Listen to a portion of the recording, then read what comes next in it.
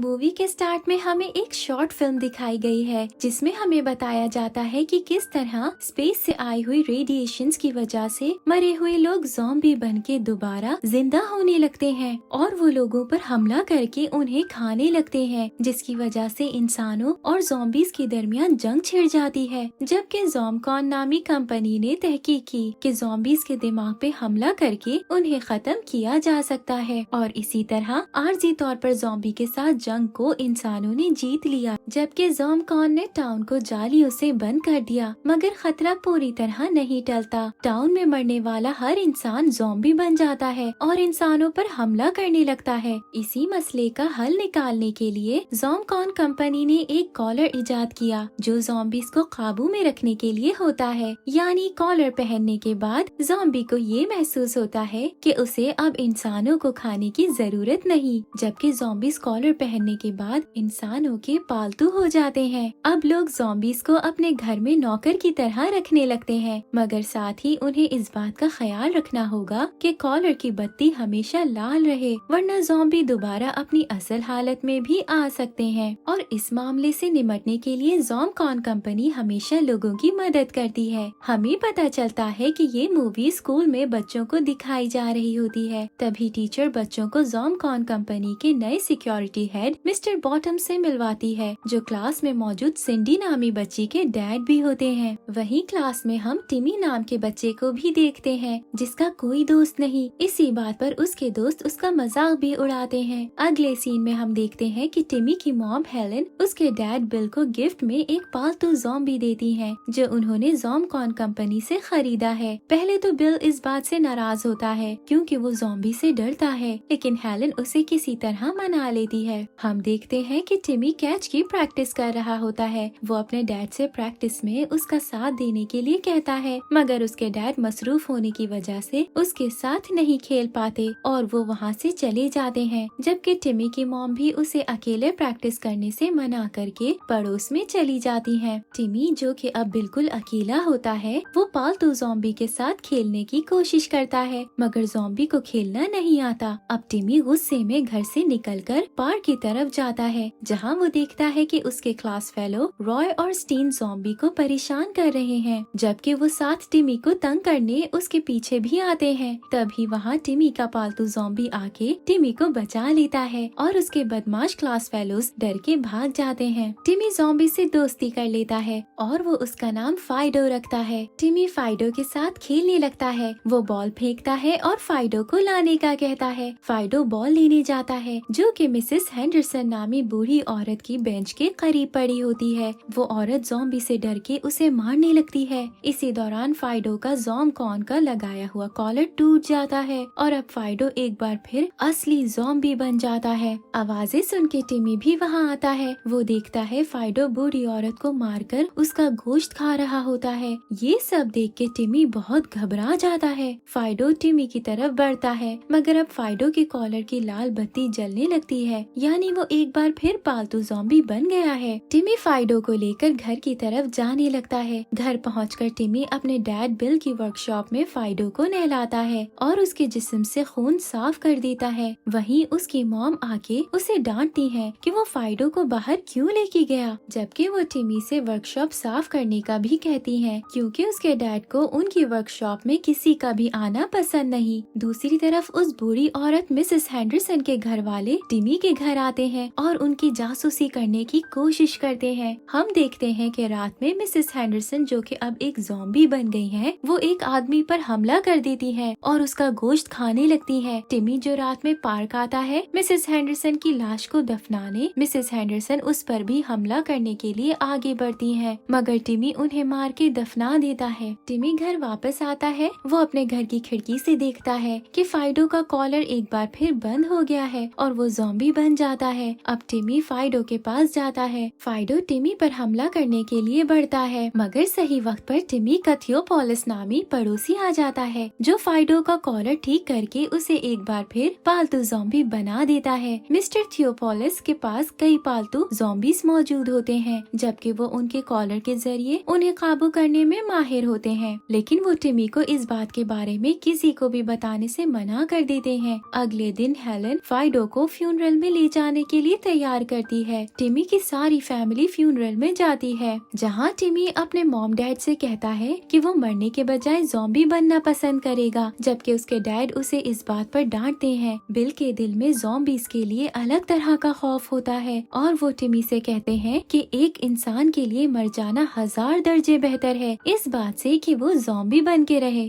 दूसरी तरफ ज़ॉम्बकॉन कंपनी के आदमी पार्क में मौजूद ज़ॉम्बीज़ को मार रहे होते हैं। ये वही लोग हैं जो मिसेस हेंडरसन के काटने की वजह से ज़ॉम्बीज़ बन गए हैं। हम देखते हैं कि फाइडो अब टिमी की फैमिली का मेंबर बन के रह रहा होता है। उसकी मॉम हेलेन भी फाइडो का ख्याल रखती है, जबकि टिमी के डैड अब भी फाइडो के घर पे रहने से नाखुश होते हैं। अगले सीन में ज़ॉम्बकॉन के ऑफिसर बॉटम्स बदमाश बच्चे रॉय और स्टीन को पकड़ लेते हैं, क्योंकि उन्होंने शरारत में एक ऑफिसर को तंग किया होता है। ऑफिसर उनसे पूछताछ करते हैं। फाइडो से उस दिन का बदला लेने के लिए वो दोनों ज़ॉम्बकॉन के ऑफिसर को बताते हैं कि ये सारा ज़ॉम्बी का वायरस टिमी के घर मौजूद ज़ॉम्बी की वजह से फैल रहा है, लेकिन सबूत ना होने की वजह से ऑफिसर उनकी बात पर यकीन नहीं करते। हम देखते हैं कि टिमी फाइडो के साथ जंगल में घूम रहा होता है कि तभी अपनी चाल चलकर रॉय और स्टीन उन दोनों को दरख्त से बांध देते हैं और वो फाइडो के कॉलर पर जलती बत्ती को भी बंद कर देते हैं, जिसकी वजह से फाइडो बेकाबू होकर रस्सी तोड़ देता है। वो रॉय और स्टीन के पीछे वहीं बने केबिन में जाता है और दोनों को काट लेता है। फाइडो अब टिमी की तरफ बढ़ता है, मगर वो टिमी को नहीं काटता बल्कि रस्सी खोलने में उसकी मदद करता है। वो रस्सी खोलने में नाकाम हो जाता है। तभी टिमी फाइडो को केबिन का दरवाजा बंद करके घर से उसकी मॉम को लाने का कहता है। फाइडो बिल्कुल वैसा ही करता है। वो केबिन का दरवाजा बंद करके हेलेन के पास जाता है। रास्ते में हेलेन फाइडो के कॉलर की लाल बत्ती को बंद देखकर डर जाती है, जबकि वो हैरान होती है कि कॉलर के काम किए बगैर भी फाइडो एक पालतू ज़ॉम्बी की तरह ही काम कर रहा है।